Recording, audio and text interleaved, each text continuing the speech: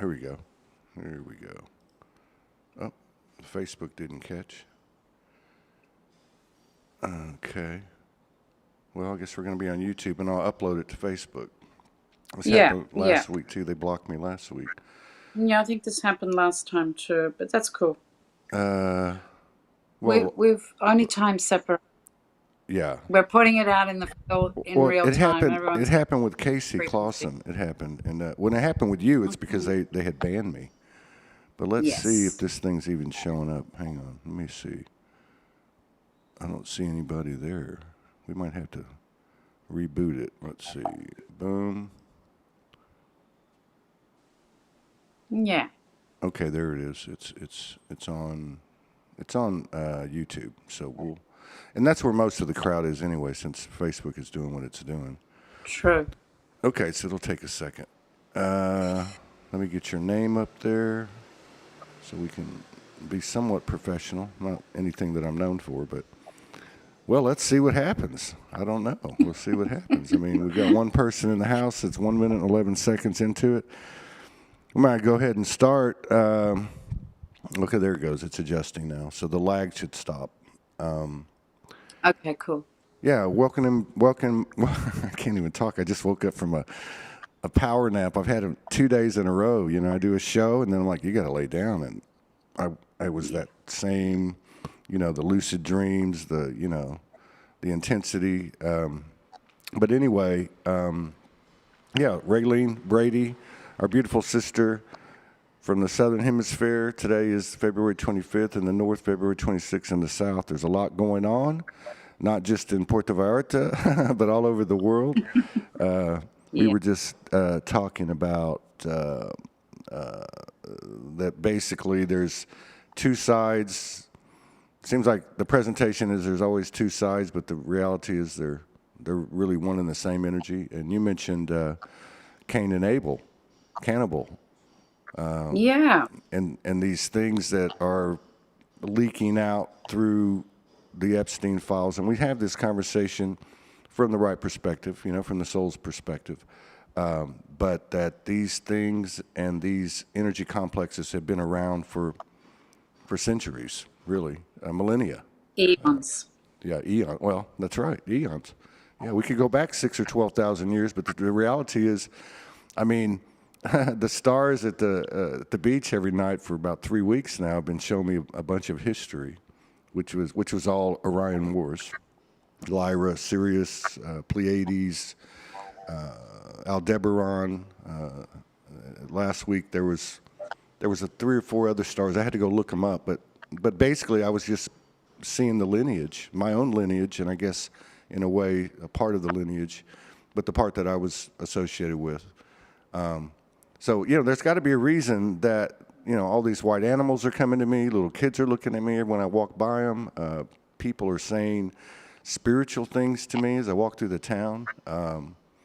And the stars, the movement of the stars, and then of course everything that's unraveling. And it's interesting too. I keep repeating this quote that you said to me when we were talking about this had been back in early December, I think, and we were talking about Three Eye Atlas, and I said, "Wow, there's so many different explanations, predictions, prophecies," and you said to me, "Every one of them's accurate."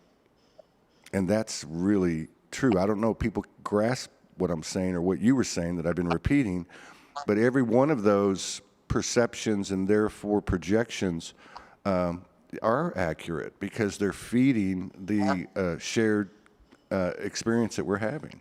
It's a very interesting proposition when we start to think about what we're doing, this transition we call ascension, because the math is different, the geometry is different, the color is different, the vibes are different.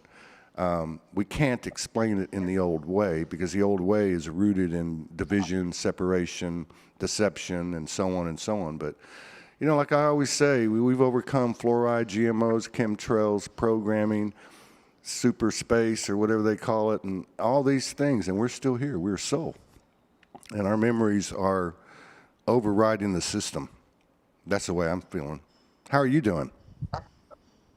Yeah, it's been a real roller coaster ride I was cruising, and just the last 4 days, yeah, the shit hit the fan, with people around me that are really close. So that's always, a tough one to hold, my Definitely. own frequency, but still hold face for others. So, yeah.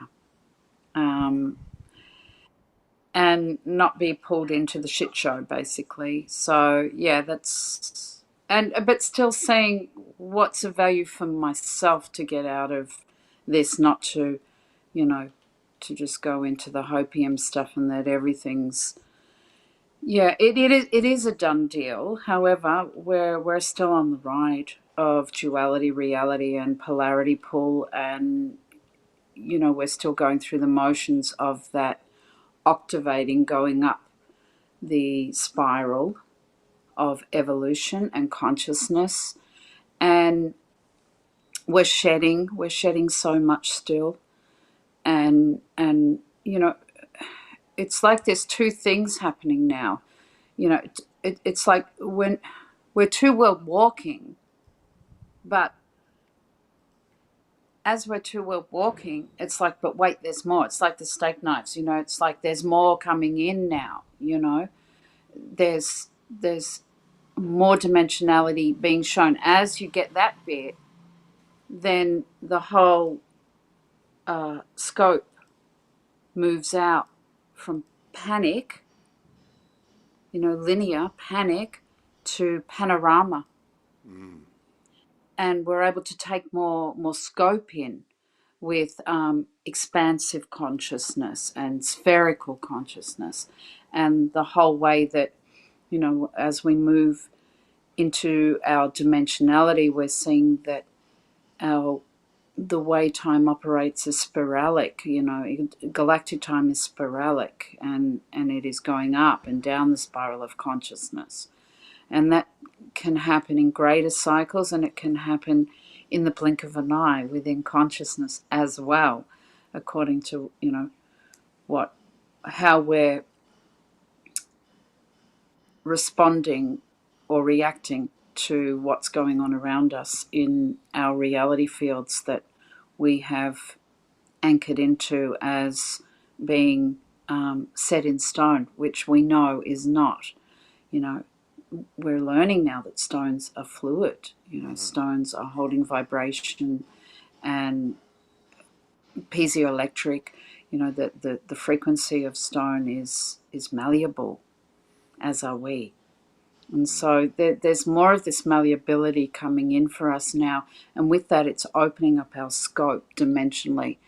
The fire horse, fire is the element of sight. It governs our sight, and it also governs our spirit and our form. So being able to shift our form through believing is seeing rather than seeing is believing, and operating more from the level of spirit soul.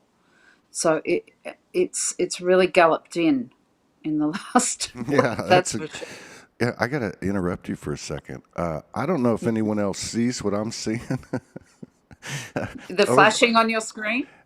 well, that's been happening. That's obviously part of it too. But I'm looking over your right shoulder in the left window pane, and there's this perfectly oval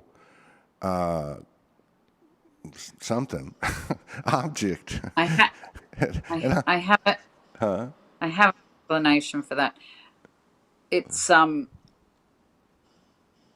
if it's, yeah, you see up it? here It's somewhere. starting to be covered up now. But it's there it is again. Like it's weird. I'm watching all the clouds, and that one's staying right there in the center. Now Oh yeah, I do see it. The see now cloud. when the clouds go by, you'll Yeah. see it's a perfect. It's got to be Yes, I can a see it. ship. Yeah, I mean it's It yeah. is oval. And Absolutely.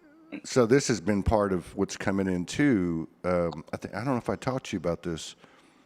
I go to the beach every night and commune, and there was a period when all that happened with me. So it was a while back. It was a couple of weeks back or something, and 3 nights in a row, an orangish red fireball came out of the north, came and looked at me, and then kind of moved up into the upper horizon. It did it 2 nights in a row. The third night, I was having like a final initiation or indoctrination with the celestials that were communicating with me, and it came again.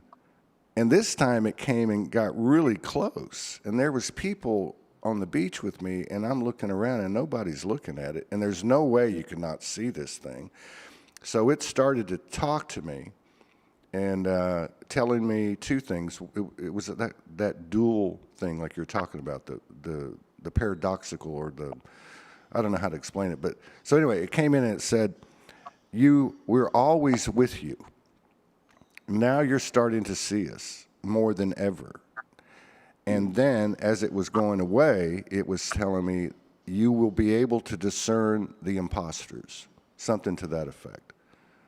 So I Very thought, wow, good. that's interesting. Thank you. Yeah. Yeah, I've had some similar vibes on that comment.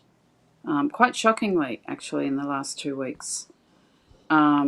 But that's good. It's time. There's timelines dropping, and in the Bhagavad Gita, they give the analogy of the souls coming together as like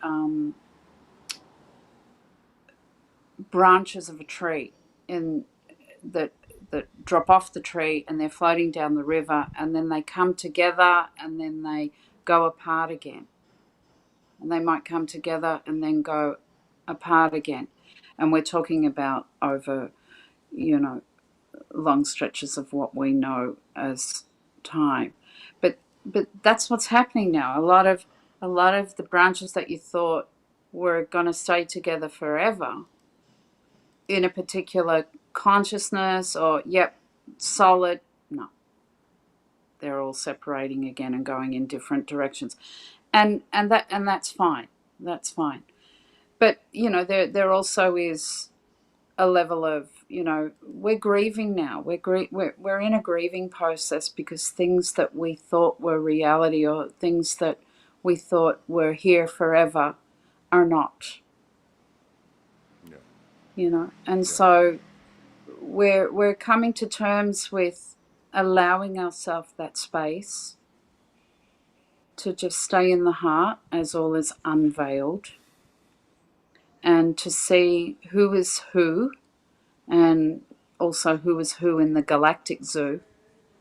And yes, I've had experiences of what you say, the orangey red flashing balls.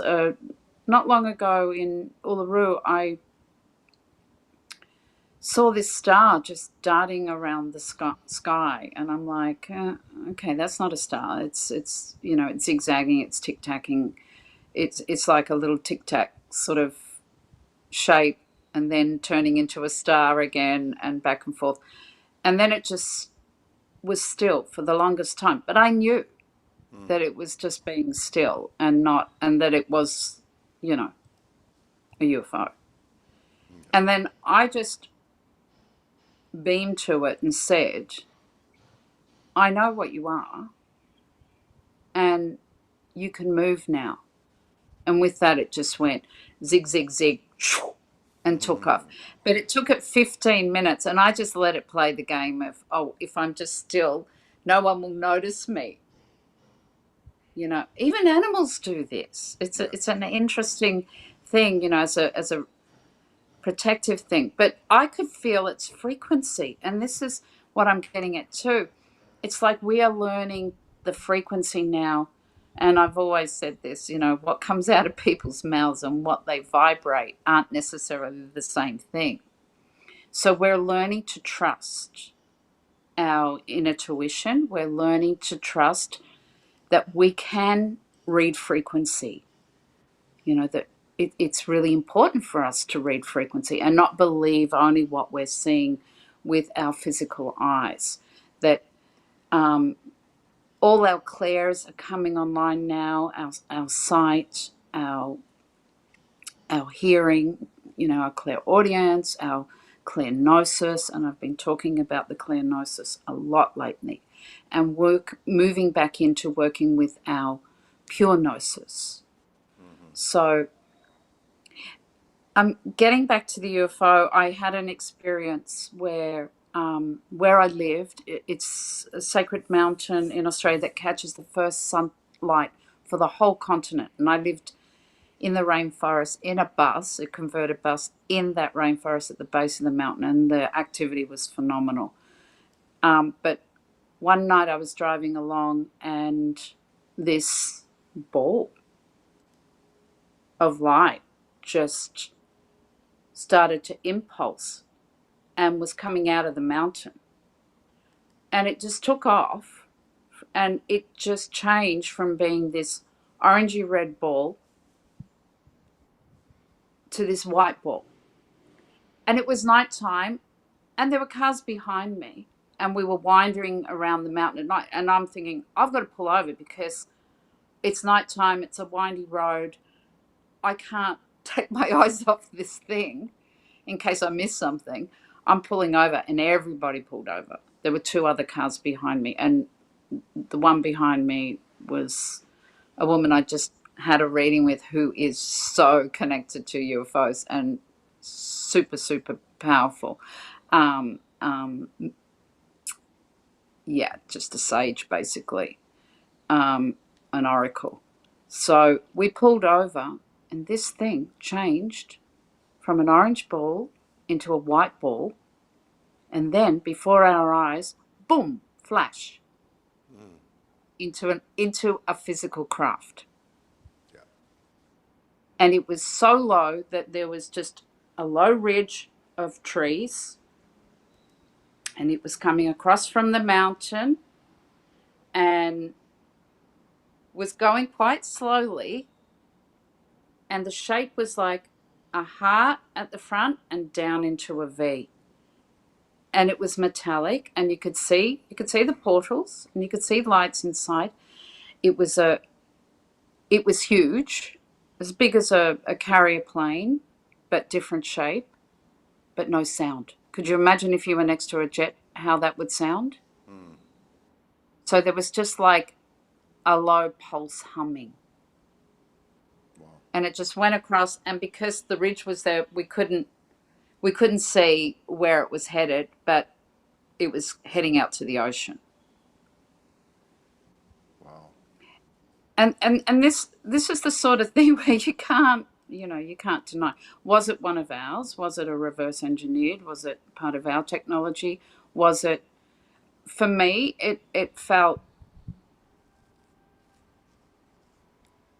like it was an allegiance thing. It wasn't a reverse technology. It was more a co-creation. Because I could sense Syrians very strongly. And I know they don't have to use craft like that. They do not. But the technology was very Syrian. Yeah. And there was a feeling of, there was a co-creatorship in the making of that, and that the metals that I could feel weren't metals that we know. And this is why I keep saying, periodic law and our periodic table, there's a lot that needs to be brought back that's been taken off the table, that needs to be returned for us to know about. Yeah. Yeah. Yeah, I think that's one of the many pills that we have to swallow is, we know this, and again, like you said, it's eons, but if you just go back 110, 115 years prior to right before World War I, all of this stuff got commandeered. We know this now. All the holistic stuff got put in the closet and was deemed taboo, and the pharmaceuticals came in, driven by the oil, byproducts. You have the schools, the educational system, you have the periodic table, science, everything. And some of this is coming out now, and it'll be more digestible for people to understand when you look at something like, for instance, McGraw-Hill, I don't know about the southern hemisphere. I haven't researched that, but I know in the northern hemisphere, and I remember that name as a kid, you know, coming up in the U.S., every textbook you had was published by McGraw-Hill. Well, McGraw-Hill was owned and operated by James Maxwell's father, Robert Maxwell. So they're all in cahoots, and that's where I see, you know, if you look at, because to me, from what I feel and from what I have gained in my own right, and I'm just saying this is for me, it's all this is coming out. It's bigger than anyone trying to hide it. It's bigger than the U.S. or anyone else trying to hide something, CIA, anybody. This is bigger than all of us. So it is coming out to be seen, so we can then elevate and expand from digesting that and seeing things in a more true reality. But yeah, so it's all across the board.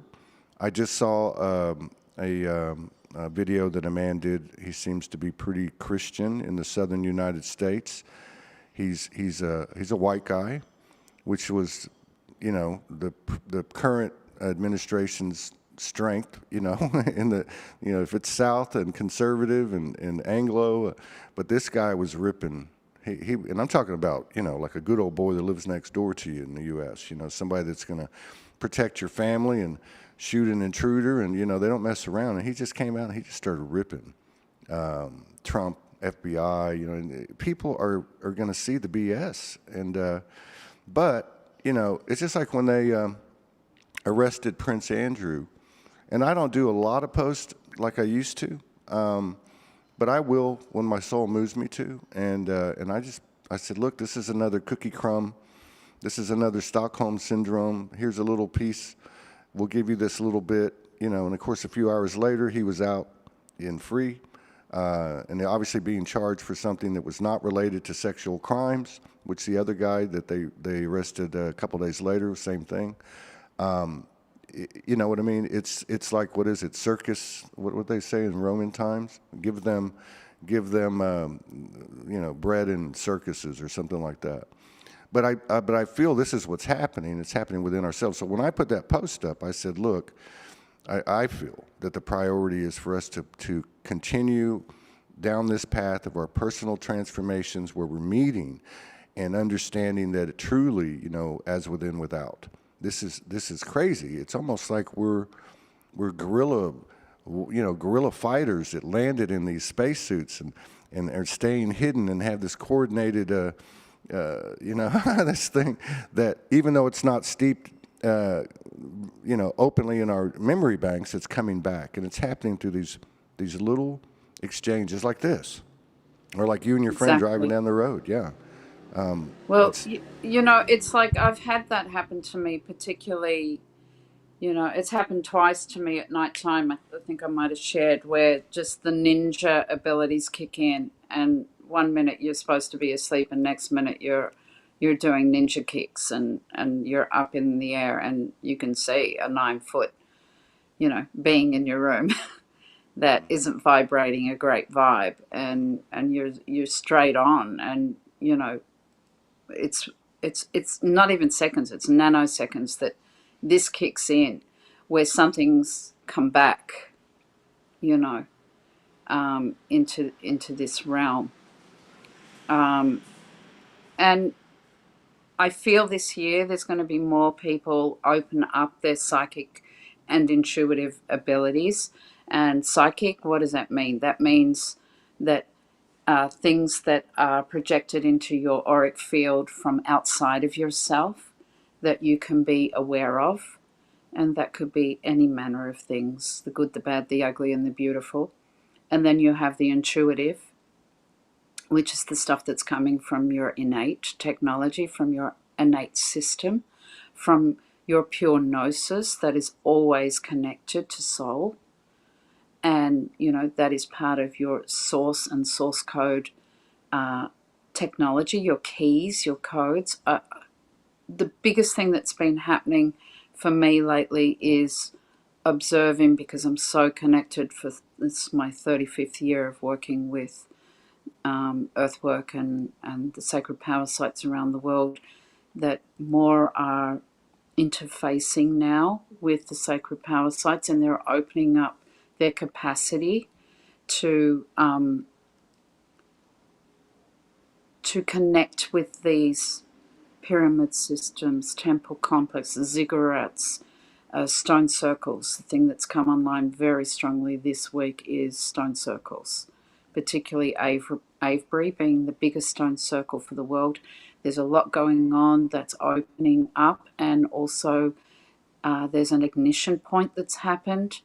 There's a flash point that's happened with the sacred power sites where they're igniting themselves as devices, as their spiritual techno devices, and a lot of the malware that has been put in place to lock and block us from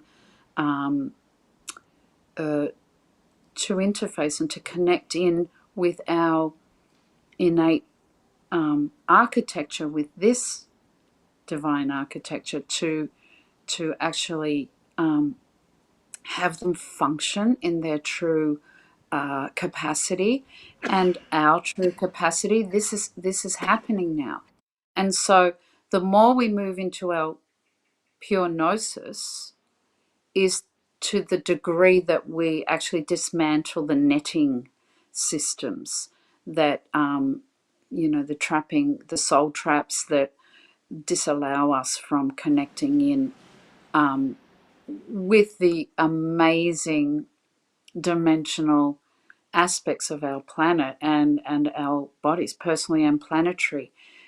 Things are opening up now, and this year is going to be incredibly the quickening of this capacity is going to be really apparent to all of us. And it's already started, but it's really going to pick up momentum. Well, that's saying a lot. But I think There's part of more. I'm just having a breather. have a breather, because I want to ask you one question about it. Please continue. It's almost as if we built these structures and this circuit to come back on again at the time we knew that we would need to, that we would need it. In other words, maybe that time was, because if there was timeline effery, and somebody went in and changed something, then we went back and changed that. But when we would get to a certain frequency, that these things would turn on. Yeah. Is that I'm okay? glad you. Can I just interject just for one Oh, I'm point and done. then I'm go? done. Yeah. This is a really good point, because a lot of us are trying to clear out stuff and dismantle stuff from the level of duality, reality, and polarity pull. And that is on a whole multitude of dimensional levels. If we go in with our pure gnosis, and that is to say that we just know that we know that we know, and we don't need to prove and defend it, and we hold ourselves as source and source code, the jig's up on all those dimensional levels. So when I go around and we work with Earth Mission Crew, and this year it's all about Genesis Mission Crew, people starting to work with their innate technology. That's my thing now. And what I've learned all through going around the world last year to 14 different places and umpteen sacred sites is that we are working now with the Genesis. And Genesis isn't a one-off event. Outside of linear time, Genesis is perpetually occurring. And so we're able to upgrade our systems. Now, within linear time, we see that upgrading the systems have to come within a time frame. But if we can just understand that time is simply a way to measure our awakening consciousness, then we can flip the whole switch on how we've been locked into a whole bullshit story about time and our relationship with time. If we understand time as being a way for us to digest and disseminate our consciousness tools as we go about our earth walk, then it will create the propulsion necessary to relinquish and dismantle all the locks placed over the mind gate of this planet. It will support us. It's not doing it, we're doing it all. We are the masters of time. Go back, go forward, and bring it into now. You know, there's no time like no time, as my good mate Tidor from the Andromeda Galaxy says. There is no time like no time. Say it like a mantra.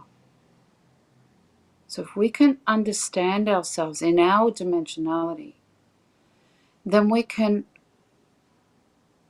realize, self-actualization, bringing self-realization. The wise are actualized in realizing the dimensionality of our earth. That's why I say we don't have to go anywhere. Everything is here. We've got it all on this planet. You know, and we can also talk about things like underworld. Well, I'll go back a step. Persecution wounds, you know, where we become our own judge and jury. And we create holding patterns in the lower astral because we're persecuting ourselves and we're torturing ourselves.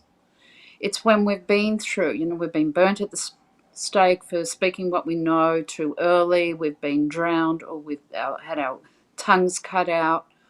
You know, this is very powerful, and it's in our bodies. These cellular memories are in our bodies and can really hold us in frozen fear patterns of paralyzation. You know, when you have these nightmares and you're paralyzed and you can't move in the bed, you can't talk, you're mumbling, you're trying to get the words out, help or whatever.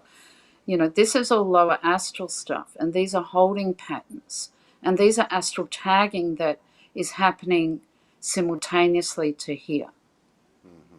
But we become our own judge and jury, so we hold ourselves within these prison cells. And I'll never forget,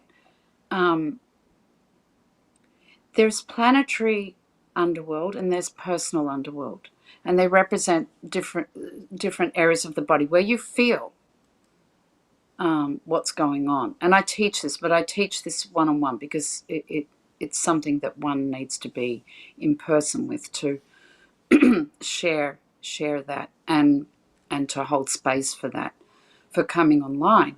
So the holding patterns that we place ourselves in through these persecution wounds that have occurred to us can be real as us here, but also can be inserted holograms. Either way, it's important for us to clear them. And so here's where we think, oh yeah, I've done the work, you know, I've done all the onion peeling, you know, another layer.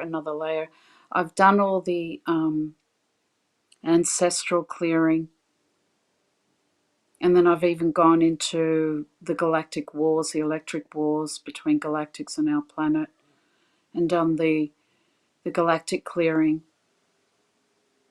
But I'm realizing now that people are starting to find themselves, parts of their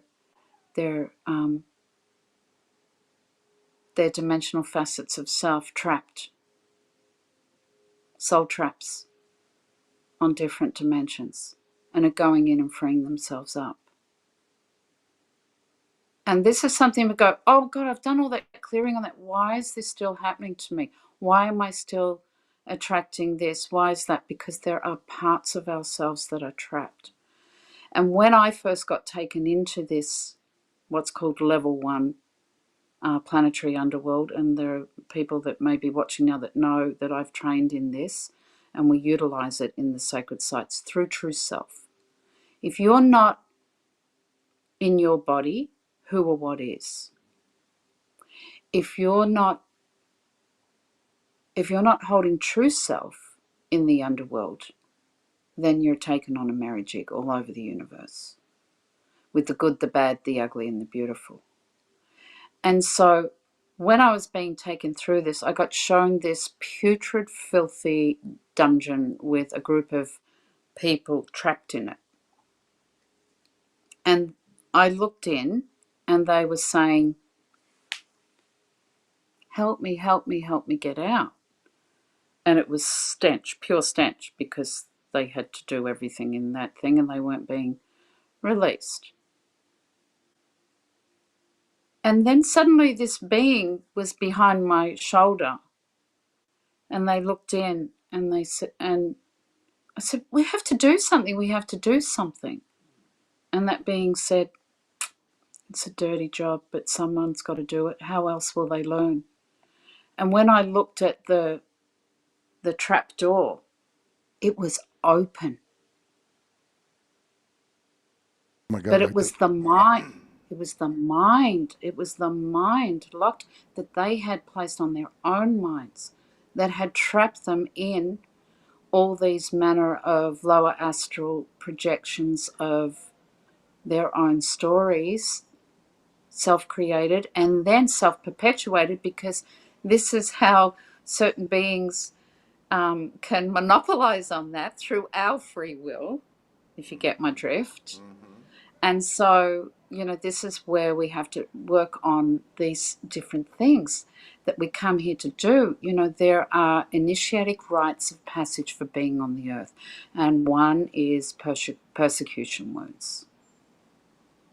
The other is psychic versus intuitive, moving now into pure Nosis. Okay, so we have the best of both worlds with the psychic and the intuitive, but through the pure Gnosis, and that means through true self.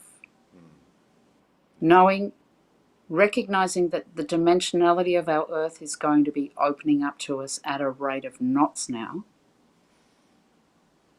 So to understand our capacity and what's going on for us, the good, the bad, the ugly, and the beautiful, seen through the eyes of indifference, bearing witness as the observer, not passively, but not being pulled in or hooked in to the drama vortex of what's going on. So this is all coming up now. And then there's underworld initiations, meaning to say the heavenly and hellish realms. And even within the hellish realms, they can look very beautiful.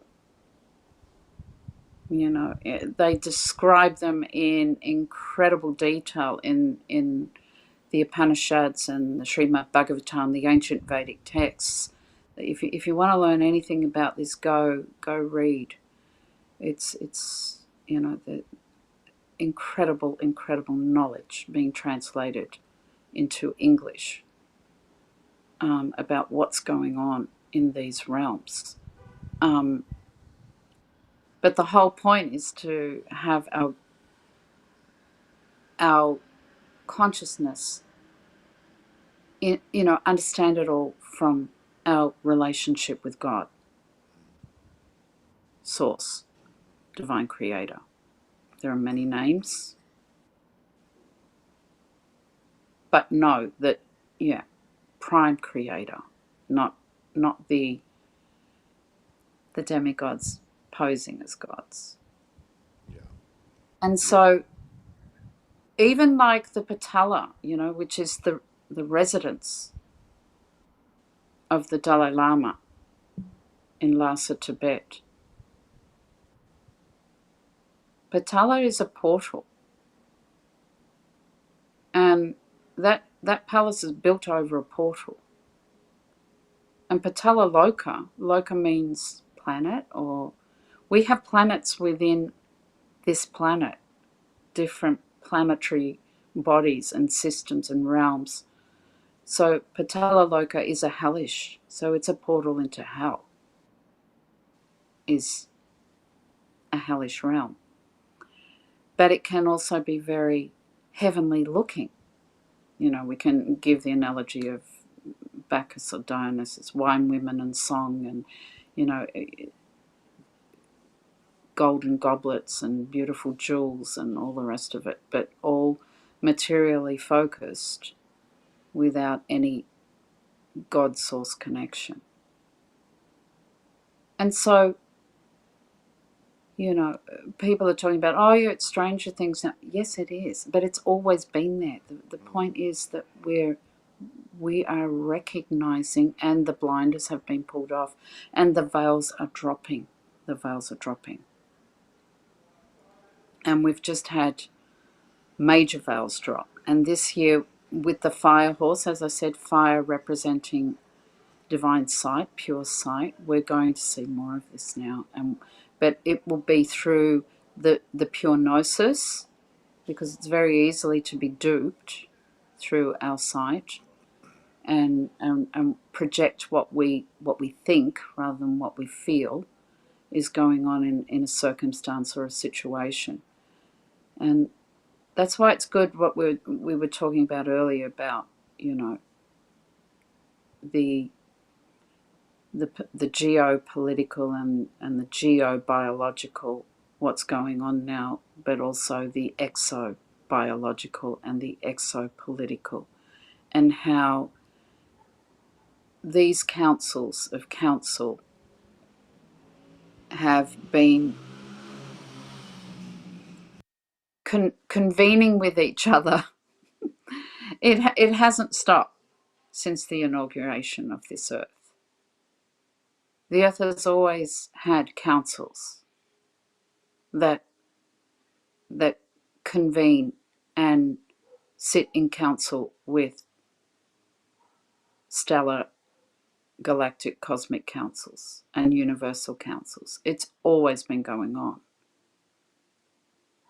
And so we are learning that actually in other consciousness states that we exist in dimensionally, we sit on these councils.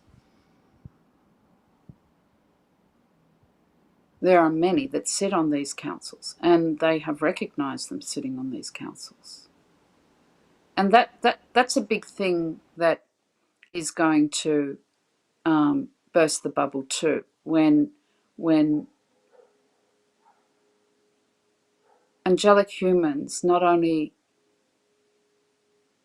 claim back what they hold, instead of giving power over to others being more powerful or more divine or more whatever than themselves. And those that have come to hold the councils in place consciously on this dimensional level, which is what we came for. Everybody wants to exit and go to another dimension. Our bodies are already holding all of that now. Our planet is always holding that now. The only thing separating is our conscious realizations of such, and that is our pure Gnosis. And that's why it's game over. If everybody sincerely and authentically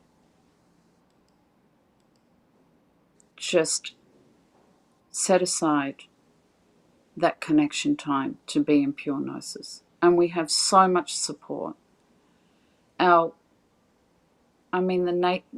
divinity held in nature is incredibly supportive of us. When we go out, you know, we are barcode scanned, we are read according to consciousness, we receive the frequencies, the impulsing that we required, as part of our soul agreements for being here. Nature impulses us. The stars impulse us. Everyone walking and connecting with a river. Our clever water. Our body is clever water. You know, it can commune with the sweet waters. It can commune with the sky waters. It can commune with the salt water. And it can actually bring in consciousness through those three types of water that can change the whole planetary consciousness in the blink of an eye, if we so wish. But we have to believe that we hold this. Why? Because we are divinely source connected. We are not God, but we are parts and parcels of God. The analogy is given in the Vedas of the spark and the flame, qualitatively the same, but quantitatively different. And this is why Jesus said, I want you to do what I have done and greater. Why would he say such things? And here we get on to, come unto me as little children. It is the inner child that holds the key, that opens the door to the wise one within. Come unto me as little children is to say, to remain in our purity, in our childlike innocence, to see the wonder and awe that is always around us. And this is the frequency matching required that unlocks the doors to many mansions. The many mansions of God, both within and without. I love that explanation with the bar scanning. The nature reads us, right? Like this last. And we read nature. Well, yeah, if we look at it. As the trees remind me when I walk by, I'm like, hey. But just real quick, I've had these experiences out here for the last couple of months now, and they've accelerated. And I had this one. I've told this 3 times. I won't tell it again, but you've got to hear it. I had this white bird will come to me 12 nights in a row, and I'm going through everything that I went through. February 7th, I lose my phone, and then my cards. I can't, all this stuff happened to me, which is great. And I saw it for what it was. I knew it was time to be on my toes even more than usual. And I spent most of my time, if I'm not doing this or some other kind of work related to Soulogy, then I'm sitting out there. But this bird comes to me, and 12 nights in a row. Now I'm in the 10th night, and after 10 nights of trying to figure this out, I recognize the frequency. I recognize the soul. And I'm thinking, well, yeah, we're like brothers. I feel a masculine energy from you. This is we chose to meet at this time. And, part of it is my intuition and part of it's my insecurity, like trying to make the story, right? Which is fine. And that's innocent, So the 11th night was fairly uneventful.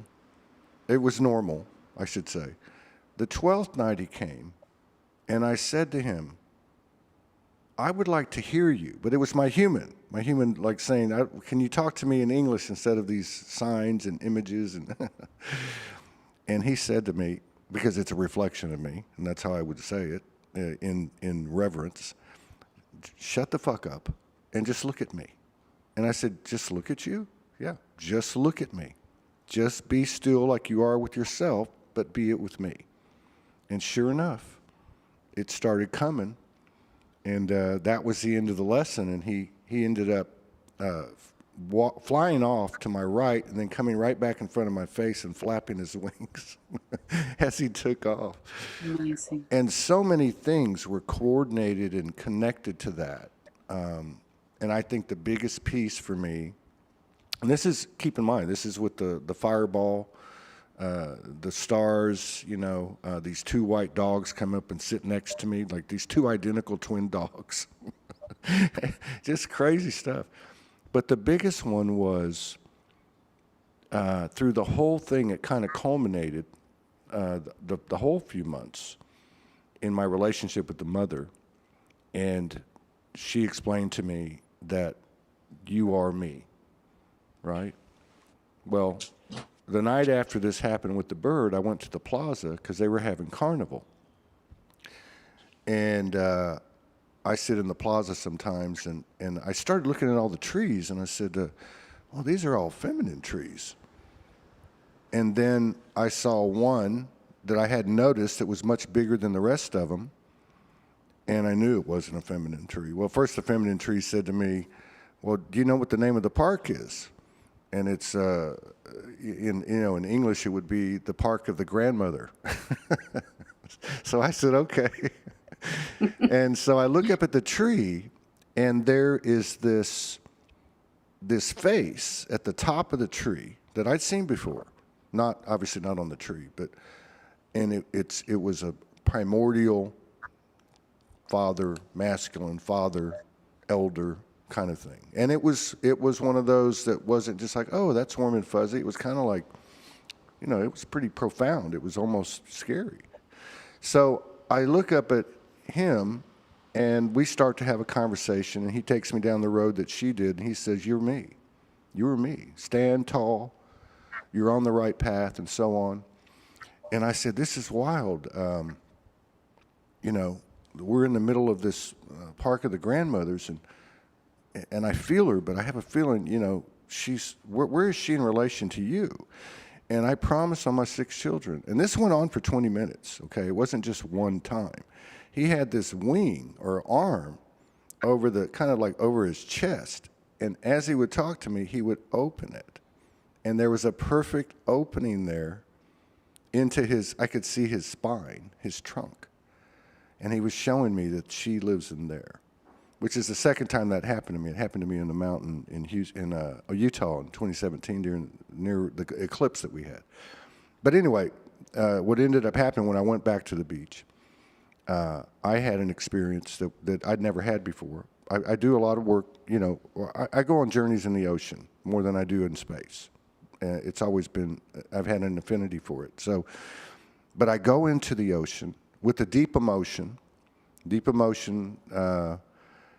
and the water turns gold, golden white light. I'm seeing golden dolphins, and I'm getting the intelligence of the network of the plasma water, ambiotic, I don't know, but it was like a mode of transportation, I would say, for me anyway, that I've never experienced before. And the next thing you know, I'm walking up on the beach in Australia.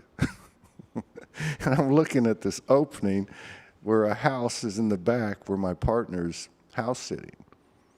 So, and one of the other things, I just want to say this real quick, and this is Todd unraveling and weaving. So that's Todd the human, and then, what is Todd the soul, right? And it was, look, it was kind of like with the bird. It was like, listen, stop trying to figure this out.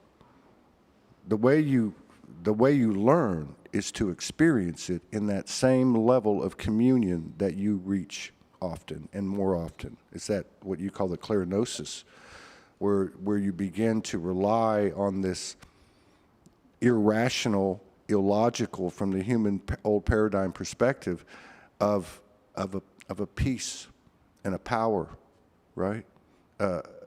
It's a whole different thing. There's no this radio dial that we've gone to doesn't speak like this. It doesn't. Now we can talk about it as we go through the transition. This is part of our service, but it's like when I walked through the town. Like even when that happened in Puerto Vallarta, and I walked out on the town to go get some water because I didn't have any water, and everything was just quiet. It was so quiet, and so I wasn't alarmed because I recognized the sound.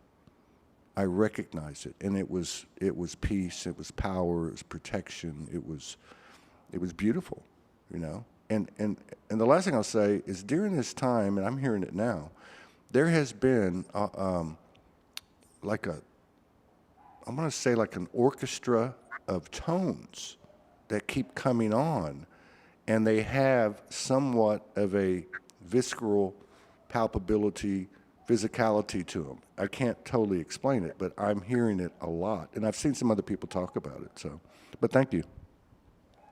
Thank you. And yes, it's really good that you bring up these points, because these are part of very key initiatic rites of passage into our dimensionality, and for us to recognize what our bodies are holding and how our bodies interface. And I often say to people, if you want to experience connection with star seed family, go hang out in a grove of trees. Go sit in a circle of stones. And what happens very soon, you will realize that you're not only just talking with the tree spirits anymore, that there will be dimensional overlays. And this is how these trees and these stone circles help us to step up our frequency in order for beings to step down and not fry out our wiring. And that there can be adjustments within the elemental and molecular restructuring as this occurs, where you can very naturally and very normally start to see or to recognize, to feel that something shifted in that frequency, in that vibration, and you will start to be introduced through the tree councils, the tree elders, to your galactic brethren. It's also interesting that you mention the white dove, because there are, I remember, The Edge of 17, Stevie Nicks' song, just like the white-winged dove sounds like a, what is it? Sings a song, sounds like she's singing. It was about her, she wrote that for a friend that was passing, and they had a big soul connection. And she recognized when that soul was passing, and it came to her as a white bird. And the white bird sings as part of the lyrics. So this is part of us reconnecting with soul family, and knowing that these bodies and time do not hinder that connection. There is no separation. And as a soul, we have that ability to be with the ones we love. And it's so powerful, Todd. It's so powerful. You're going in the ocean and you're finding yourself on the beach where your beloved is house sitting. Because that is the soul connection. That there is no time, there is no space, there is no dimensions. And this is part of what's called bilocation. But there are beings that can actually go in the physical too. And it saves a lot on sitting on planes for hours and airfares and all the rest. But the bilocation and the trilocation is something that will start to really ramp up in a lot of us now, and being very natural and normal as well. There are jump zones all over this planet, time jump zones, and a lot of my work is with the time zones, and getting to know this. A lot of the time I'm just pulled into them. I drop into them. I drop into them in nice ways. I drop into them in not so nice ways. Sometimes I drop into them in ways that I thwart certain rituals and ceremonies, and I get in and get out quick, and that changes timelines. And I won't talk about it here, but I may discuss it when Alicia and I do the astral tagging and what goes on with that. I That's going to be good. I saw y'all talking about that. um, That's going to be when yeah, y'all go. I'm a bit wary because yeah, What? because there's a lot of stories. But yeah, I mean, I already know Yeah, I've had too many experiences. yeah. It's. But we'll save that for then because we're going to have a little powwow together, and then once we've got our blending of stories and our weaving, then we'll come and it'll be a lot more potent then, I and a think lot that's more going to be. integrated. Yeah, Because I think it's good to be. This has to be integrated. We can't be taking people into these underworld stories without the benefit of self, and so we have to be responsible vibrationally that we are integrated together before we go putting this out. And I myself, yeah, because it it's part of the technical work that I'm called to do that isn't so nicey working with the underbelly. And yeah, I don't always share about that part of myself, but it is a major part of the work I do. yeah. And it's a lot of the work that I get pulled into these realms. My body gets pulled in. And so, yeah, we will get to that. I would like to say that getting back to the Nosis part that we were talking about, that self-actualization brings self-realization. And in this way, the whys are actualized. And this is how we have a springboard into pure Gnosis, which is as natural to us as our next breath. But we're just so connected to so many sensory overloads of what's outside of ourselves. And it's designed that way, Yeah. I have to say, Yeah. to keep us. Yeah, exactly. And that's one But thing we I. exert, Well, go ahead. yeah, we exert our free will. We exert our free will. Um, it's minute, our free will over divine will, actually. It's actually minute free will, but it counts for something. And it counts for something big when it's aligned and connected with divine will. And this is where you go into these realms and they go, she's got it. We can't, you know, well, if you leave gaps open and this is the tricky part because when you go with other people, you have to eat out of the same pot. Yeah. But it doesn't stop you from doing the work. Even though you know this, every time I go off and I'm going with groups, I know there's going to be fallout because not everyone's going to be able to hold it at all times, including myself.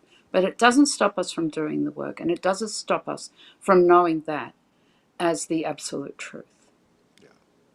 Yeah. And entering that space with two or more, like I saw it at Soulogy Fest, on the different 3 Soulogy Fest, or other gatherings that we would have.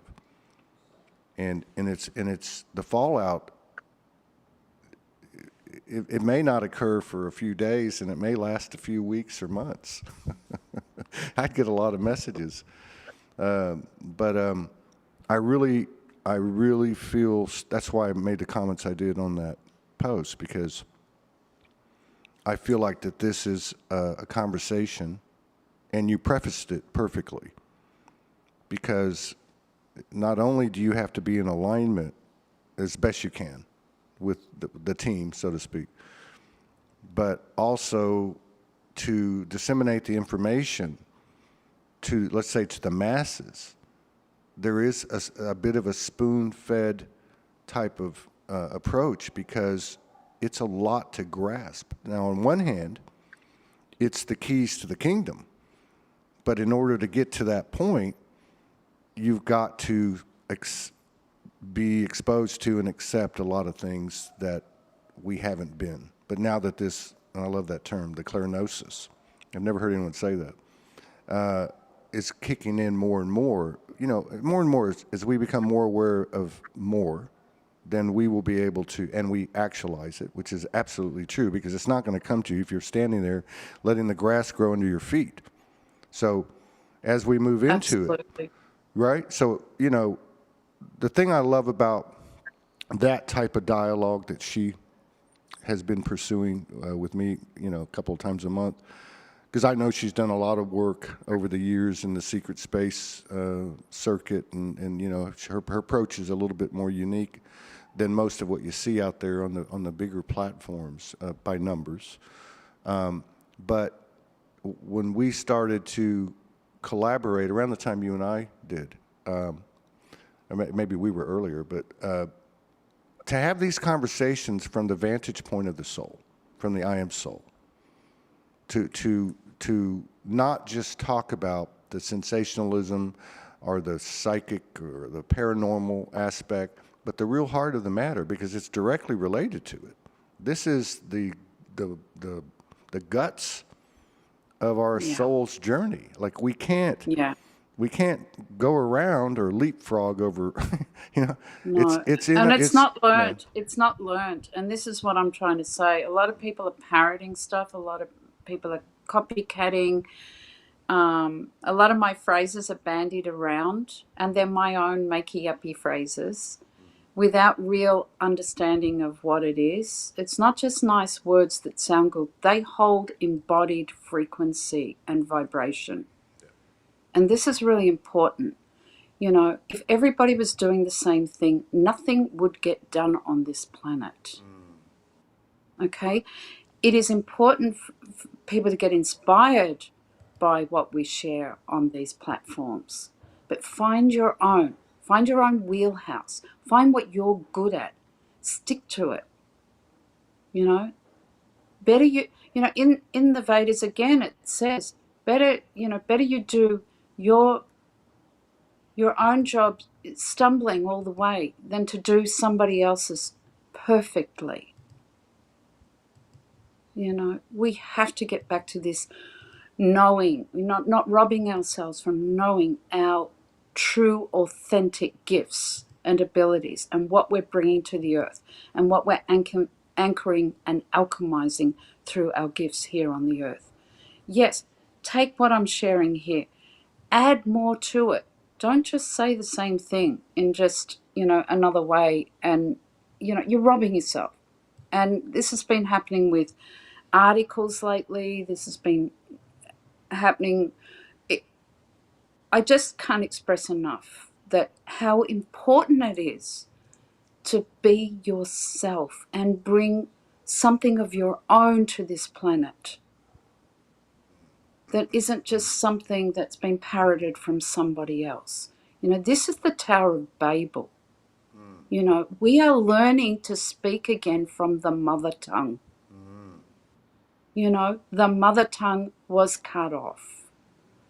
The Babylonian bullshit priesthood, we have been scrambled with our communication and our frequency, and we are gaining it back now.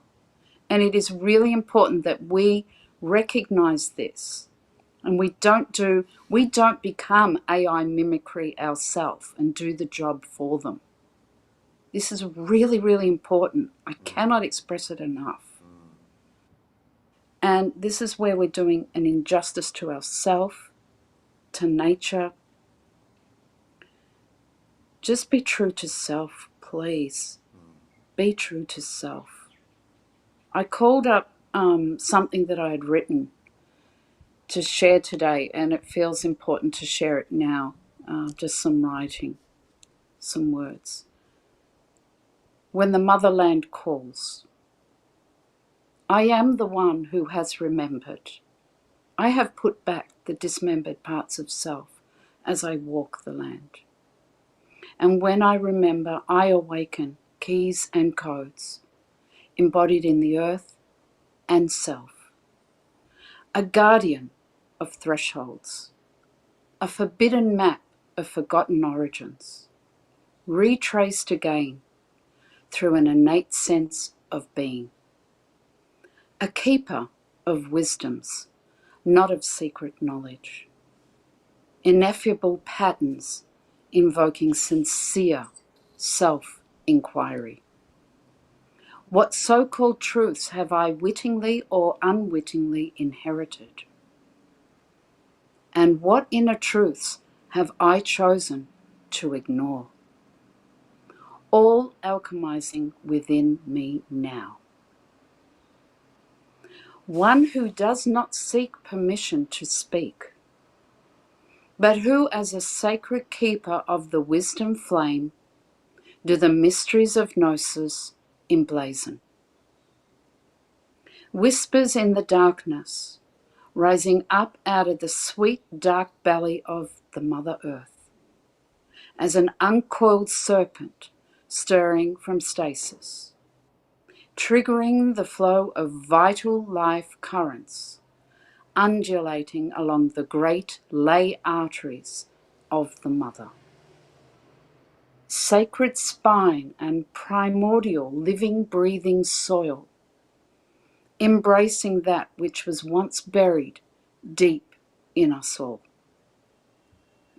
Dormant in mythos and innate spiraling bloodsong, rising, raging, merging as one.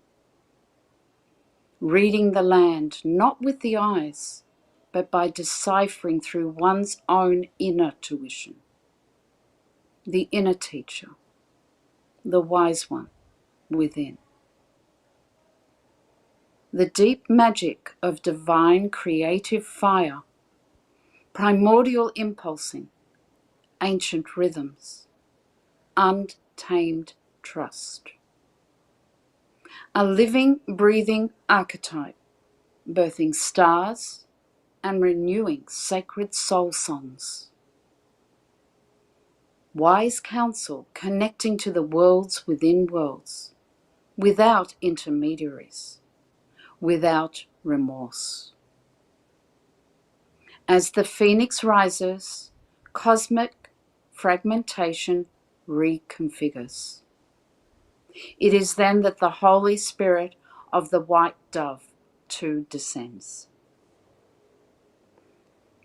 In this way, the song you have sung in this life and others, the song of who you thought you were, cannot remain the same. As within you, you hold the pure harmonic blueprints of perpetual renewal, the melody that holds keys and codes. However, the octave will and must change in accord with the soul's natural rhythm. The unified heart field radiating codas of untamable abandon, relinquishing the echoes of eons of concocted forgetfulness. As we now awaken and ignite both innate and bestowed living, breathing grace, we authentically share what we have realized. The wise are actualized. Our eternal light soul connection and true to life restoration is assured. It is so.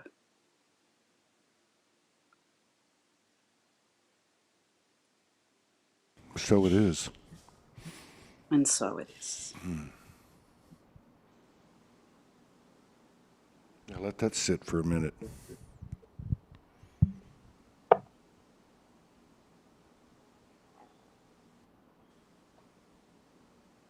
Yeah, this whole thing is the level. You said it earlier. You said at the beginning of the show. Oh, moving at not speed now. Like it's so big. Well, from any preconception that I had, like it's so many additional streams are coming in, and they're all one big voice or one big story. It's kind of a. It's like, we spent so much time working on, a lot of us, this particular incarnation and those things that you talked about, where we're judging ourselves in the lower astrals, but rooted here. And I remember reading when I first reawoke in 2011, reading Anne Kagan's book about her brother that died, The Afterlife of Billy Fingers, and he said in there to her, if people knew how little, and he was talking about the human experience at the human-only experience. Like, this is what I want in life, and, this is good, this is bad. He said if people understood how many energies were around them that were driving everything, they would be so less hard on themselves. And so that was a very layman's way of saying what you're saying, the overlays and the connectivity, and I can relate to the to the astral part of it, because I did a lot of work there for a couple of years, and I go back now and then. And I always know when I do, because I wake up just absolutely depleted. I'm just, all my energy's been put forth or whatever. But anyway, just to conclude it, and I've been feeling this for over a year, the things that we have concerned ourselves with, we won't even think twice about anymore. And it just feels like that, if you have if you had a significant group or whatever that saw things for what they are. And I have to say, what happened here in Puerto Vallarta with the people that I intermingled with in this village the next day, it was like that. It was like it wasn't hanging on to any of them. They weren't concerned about it. They were in the present. They were enjoying each other, eating good food, whatever the case is. Being at the beach, that is what I'm talking about. It's like this thing about forgiveness. Like, none of this is personal amongst ourselves. We've actually all are experiencing the same thing. So, and even in terms of the powerless powers that be, the controllers or the bad actors, they become benign, Now, we can't just snap our fingers and say that, because, like you were saying earlier, we can't leapfrog, we can't go around any step of the soul highway. We have to, that's how we're built. And these things were orchestrated in divine order for us with our input to in an effort to expand our part of the, our piece of the puzzle. And therefore, everything does. So I look for, like, I think I told you in December, I hit, that was one wave, mid-December, right after my birthday, right before all of you came on around the solstice and all that energy came. I told my soul, I said, I want out. I've put in the time, I've been in service my whole freaking life, and my soul came in and said, be careful what you're saying now. And it was audible. And I went, oh, okay. So that gave me a new perspective. And since then, I've really, really stepped into that word. I like that word, actualize. That word, which means living, breathing, feeling my way through as the soul that and multidimensional being that I am. I may not have all the answers. We have to keep the self actualized back in with a capital S. Yes. The true self. Yes, and then to learn these from like a white bird and white dogs and a white horse, 2 white horses, the stars. So a lot of us had these kind of things happen when we first got the jolt, for those of us that did. And then it kind of went, and we went into an evolution where we had to actualize, and we had to get rid of this and add, whatever. But now I really feel it. I woke up on the February 11th, right in the middle of all that stuff, and I woke up from my bed and I said, game on. And my soul said, we're not fucking around anymore. This isn't just yourself in totality, but it is an important element and vessel, okay? You are a soul, and you came here to do something. By God, we're going to do it.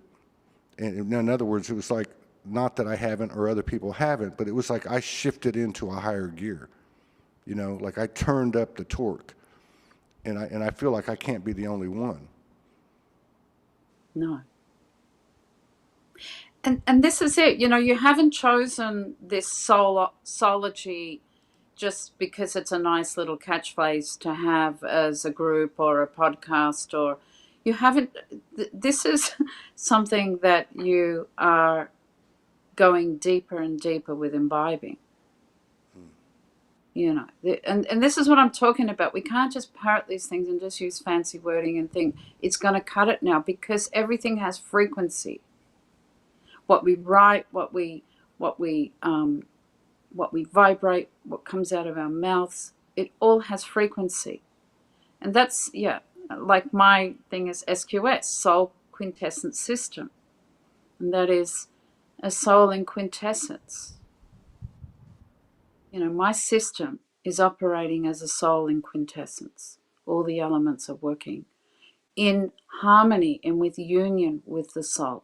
They're not trying to compete with the soul and lord it over material nature and operate separately from my soul and God. And that is my commitment to being here. And that is a reminder to me each day, as Soulogy is for you. And where you are, Todd, you know, you will be there for as long as you need to be. And you know how when it happens, you can't make it happen, and you might want to try and push and it just doesn't happen, then suddenly, whoosh, you're out of there and you're on a new trajectory. And everything's been learnt and everything's been concluded according to time, place, and circumstance. And holding that higher octave, going up the octave, going up the spiral of conscious evolution. And you know, you're there holding space because you've signed up for that. You've been there before. You've been there before. You've held that nodal anchor point. You've worked with holding the golden egg that's in the bay.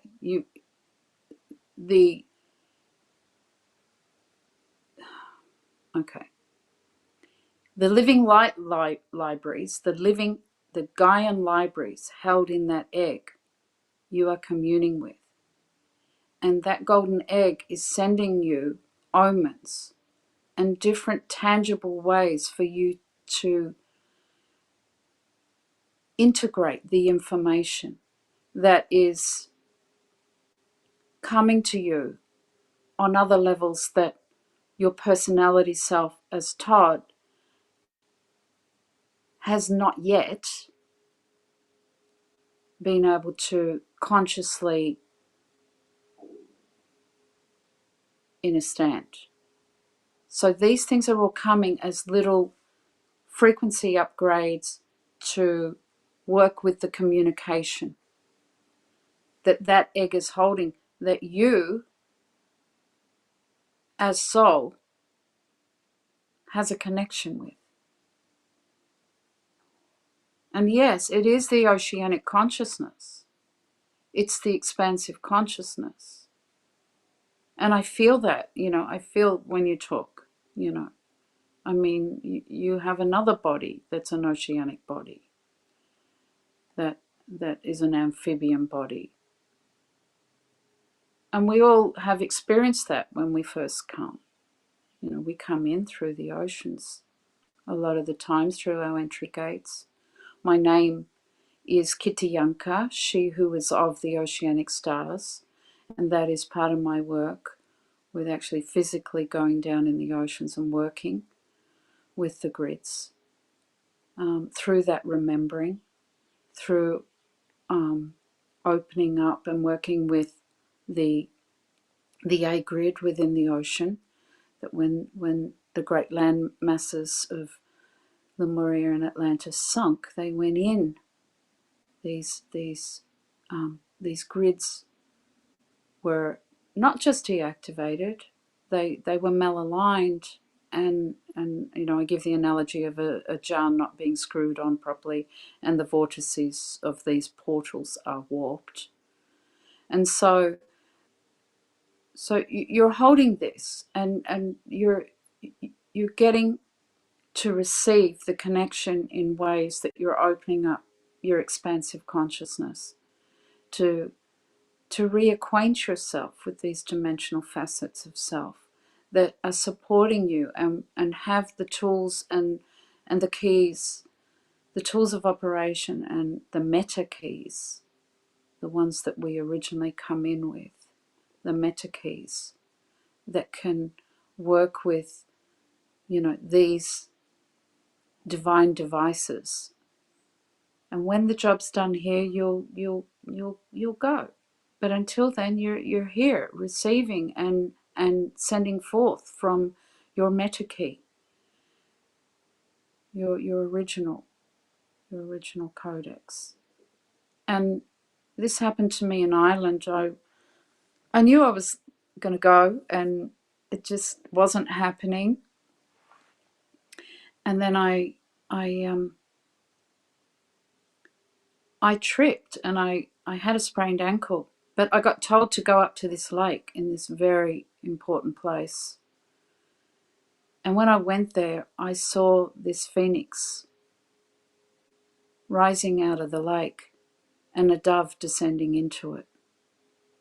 And it was what went on when the night before, when I had sprained my ankle, was the most horrendous betrayal of women behaving like witches, and in a not nice sense of the word witches, how we can be cackling and nasty and behind the back and ghosting and all this stuff that,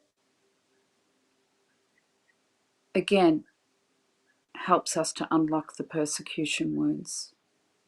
And when that happened, and that phoenix rose, because I didn't allow myself to be taken into that story, the phoenix rose and the white dove descended into the lake, and I knew that was it. My time in Ireland was done. And that's how it works. Yeah. Yeah, exactly. And then I forgot to tell you too, that red orange fireball, it actually, the first time I saw it, I think I might have told you because I would have done a show with you on June the 1st at midnight. There was an explosion out my window and I saw it. I saw it as a portal, which it may very well have been, but it looked exactly like what I saw over here, and I didn't even realize it for a few days. And then I think the other thing I just wanted to mention that you helped me connect some dots is I've had a period here in the last couple of weeks where I was going in inner space, and I was working with each one of my organs, my blood system, and I was expecting to get like information of my physicality or tips on what I should or shouldn't be doing or whatever. But the information was, and I can't explain it, I can't verbalize it, but it was showing me the connectivity to what I'm looking at up here.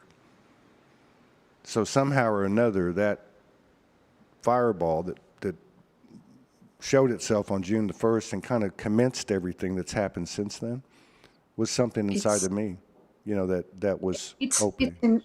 It's insane. When I say all the technologies are in our body, it's like even certain things with our organs are like how they operate and interface in other ways that we're not aware of as yet.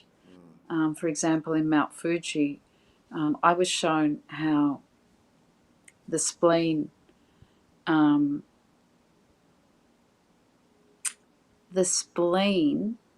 dictates time management.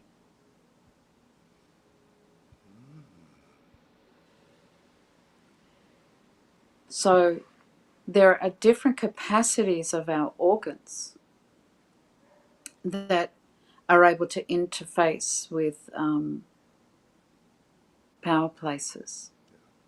in ways. So our spleen allows us to, according to our consciousness, according to what we've come in to work with at a soul level, planetary and personally, the spleen can open up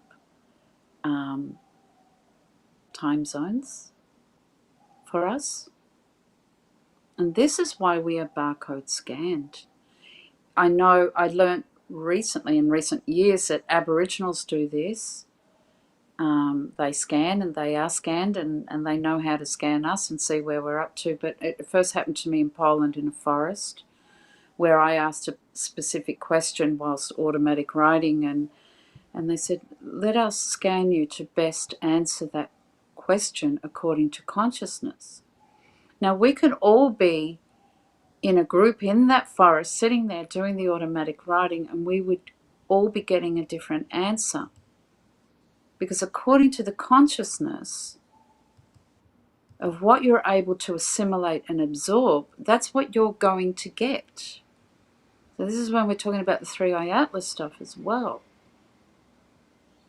And that's how it works. We are scanned, and according to our consciousness, we receive the information, and our organs are upgrading all the time according to how much we can assimilate and absorb. We only get what we are ready for, no more, no less. And that is my saving grace. That's all of our saving grace. When the shit hits the fan and we think, oh my God, dark night of the soul on steroids. As you say, beam me up, Scotty, I want out. You know. To be honest, I was ready to go back into the cave again and not speak and not share in this capacity. But I know I can't. It's like telling me not to breathe. But I wanted to. And understandably so. Yeah. Wow. Every time Yeah. I meet with you, it's bigger than the last time, but I guess it's the way it should be. I'm happy that you and Alicia are going to collaborate, and I think there's going to be a lot come out of that collaboration, and I believe many more. I'm seeing it. I'm seeing it materialize. There's a continuity and a cohesiveness, coherence that's occurring, at least with those that I'm collaborating with. And like I said before, I didn't realize they were all connected. They all pretty much know each Yeah. other. And Yeah. I didn't know she was here in Melbourne, which is really interesting. Yeah. Yeah. And we'll talk about that too, with the coordinates and Well, when you come in and how you come in and what's recorded when you come in and all that. We'll discuss all that too. here's another strange, but not strange, Soulogy demographical fact, which is now 14 years old. If you look at the metropolitan areas around the world, and this is crazy, 18% lifetime, 18% of viewers or whatever are from Melbourne. Isn't that mind-blowing? Now, my partner was born in Melbourne. I've always felt that I came through in Australia. And I've always felt that I was going to end up there. And then from there, we go to the new creations or whatever. But that just blows my mind. Because I look at it, and I stare at it, and I go, how can that be? But anyway, there's something to it. Gareth Jenkins lives there. Obviously, Alicia's there. You're there. So that, you can't make this shift up. But I just want to say thank you again for, bringing your grace and sharing with us and honoring us with your presence, your service. Thank you for not going back into the cave, and thank you for these collaborations. I look forward to them every month. Thank you very much. Todd, we just love you so much, and you're just doing so much good for the planet and so much good for people trying to unravel and not feel like they're on their own. Yeah. Well, You know, like you said, even if you went into the cave, you can't stay there.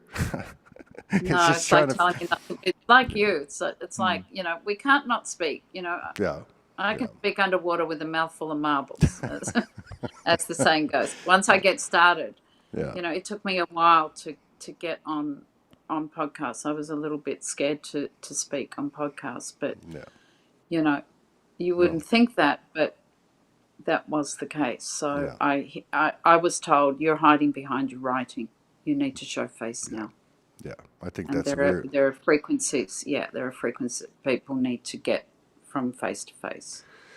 So yeah, thank you so much Yeah, you're very welcome. once again. You're very welcome. Once, Tomorrow, I think at 1 o'clock New York time, which is 6 London time, we're going to have another tapped in sister, Stellar Fairbairn. I can't say her name, but I've yeah, worked with her good, before.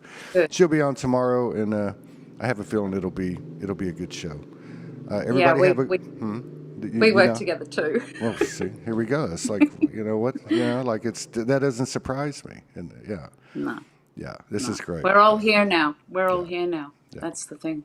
I'll We are see here. you. I'll see you next time. Thank you so much. Thank you everybody for joining Okay. us. Take care. Take care.